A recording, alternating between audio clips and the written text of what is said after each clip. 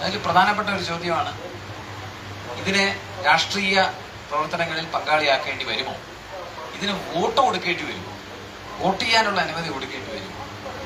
അത് ഭരണം കൈയാളാനുള്ള അനുമതി കൊടുക്കേണ്ടി വരുമോ എന്ന് വരെ ഭാവിയിൽ, വിദൂര ഭാവിയിൽ ചിന്തിച്ചേക്കാം. അതുകൊണ്ടാണ് പാതി മനുഷ്യൻ എന്ന് പറഞ്ഞ പദപ്രയോഗം വളരെ അപകടം പിടിച്ച പദപ്രയോഗമാണ്.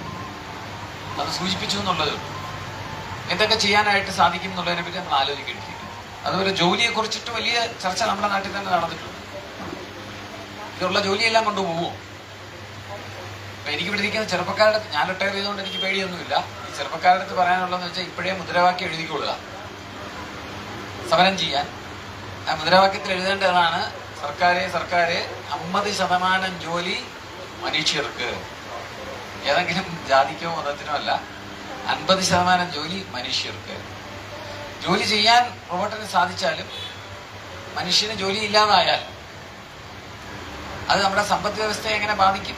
മനുഷ്യരെങ്ങനെ ജീവിക്കും? ഇതിനെല്ലാം പുറമെ മനുഷ്യന്റെ ആഹ്ലാദവും ഉല്ലാസവും എടുക്കും.